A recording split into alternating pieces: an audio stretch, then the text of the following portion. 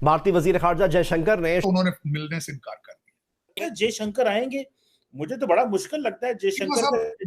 चीमा साहब, सबसे पहले तो मैं करेक्शन करना चाहूंगा, पाकिस्तानी तो पाकिस्तान से नहीं मिलते तो कॉन्फ्रेंस किधर से कांग्रेस मिल जाएगी। अब क्या डॉक्टर जयशंकर इस बात के लिए तैयार हो जाएंगे कि वो हमारे डिफेंस मिनिस्टर ख्वाजा आसिफ के साथ कश्मीर को लेकर डिबेट करें?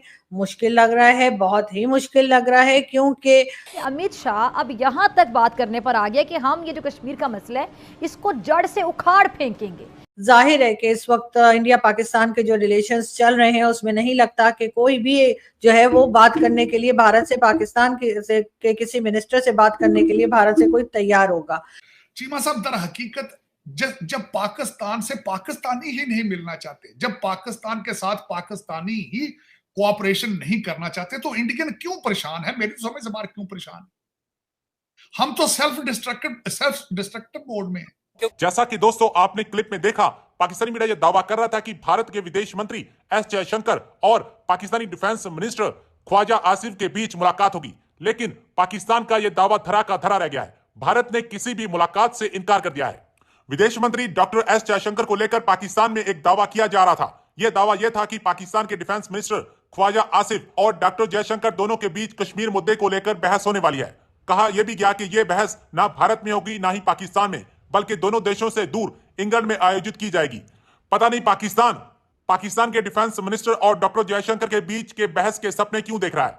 इतने सालों से ख्वाजा आसिफ को देख रहे पाकिस्तानियों को उनकी समझ और काबिलियत पर बिल्कुल भी भरोसा नहीं है। एस जयशंकर तो हमारे में बिल्कुल भी इंटरेस्ट नहीं है।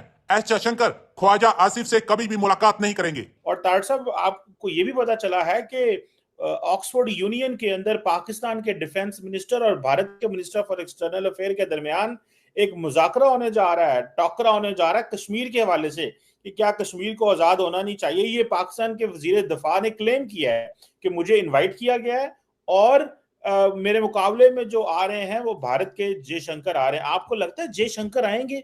मुझे तो बड़ा मुश्किल लगता है जयशंकर। चीमा साहब, सबसे पहले तो मैं करेक्शन करना चाहूंगा, पाकिस्तानी तो पाकिस्तान से नहीं मिलते तो कॉन्फ्रेंस किधर से कांग्रेस मिल जाएगी।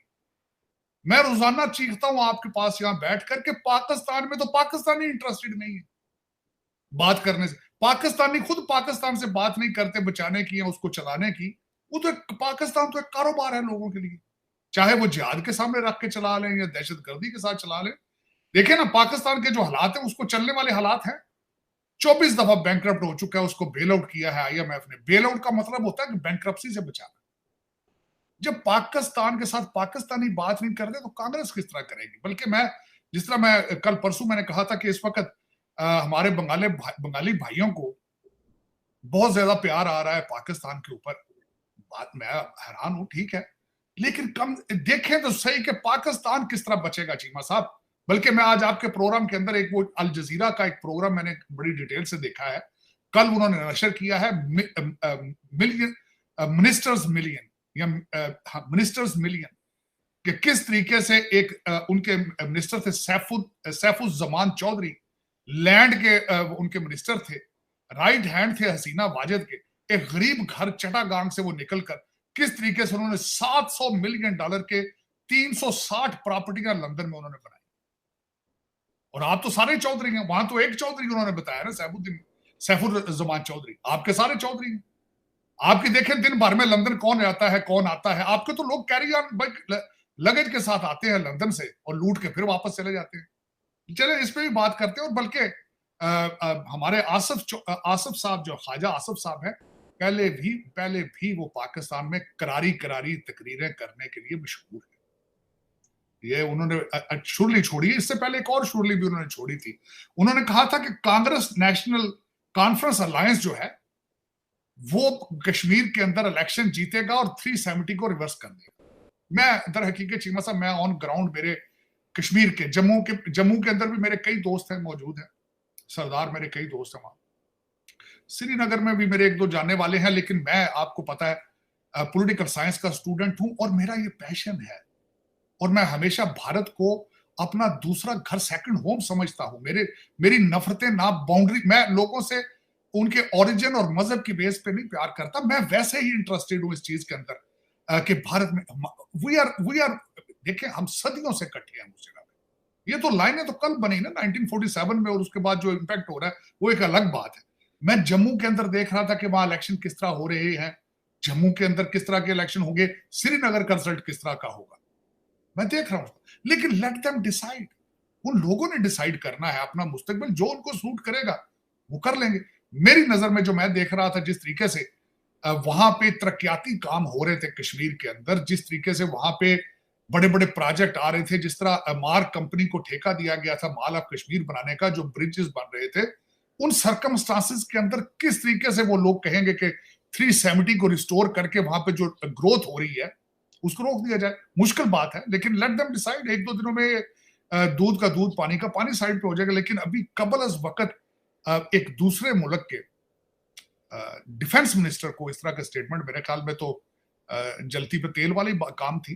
फिर उन्होंने जवाब दे दिया ना, दूसरी तरफ से अमित शाह साहब ने जवाब दिया। उन्होंने कहा कि ये हमारे पप्पू भाईजान और ये जो पाकिस्तानी पप्पू भाईजान ये भूल जाते हैं कि सेंटर च बीजेपी जे सेंटर में हुकूमत उनकी है, तो ये भूल गए हैं, स्टेटमेंटें दे देते हैं, भूलते हैं। लेकिन चले चीमा साहब, इस वक्त अगर देखा जाए तो वहां पे इलेक्शन हुए हैं। मैंने कल आपके प्रोग्राम में शायद एक आर्टिकल के बारे में भी मैंने जिक्र किया था, जो इकोनॉमिस्ट ने लिखा है कि इस वक्त मोदी साहब के 100 दिन होने वाले हैं और किस तरीके से उन्होंने मिनिस्टर से अपनी परफॉर्मेंस की रिपोर्ट जो है वो मंगा ली है उन्होंने, मोदी साहब ने। बल्कि उसमें 39 बिलियन डॉलर का इंफ्रास्ट्रक्चर पैकेजेस था, प्रोजेक्ट्स थे, उसके बारे में रिपोर्ट उन्होंने मांग ली है। हाउसिंग स्कीम के बारे में रिपोर्ट, अफोर्डेबल हाउसिंग स्कीम उन्होंने थी, फिर नई पेंशन स्कीम थी, उसके बारे में भी उन्होंने रिपोर्टें मांग ली हैं। ये इकोनॉमिस्ट के कल बड़ा अच्छा एक आर्टिकल लिखा था, थोड़ा सा उन्होंने क्रिटिसाइज भी किया है कि मोदी साहब ने अपनी कैबिनेट में कोई बड़ी चेंजेस नहीं की। वही लोग हैं तकरीबन मिनिस्टर जो पहले थे, और उसी तरीके से वो चला रहे हैं उसको। लेकिन 100 दिन की रिपोर्ट का टाइम होने वाला है।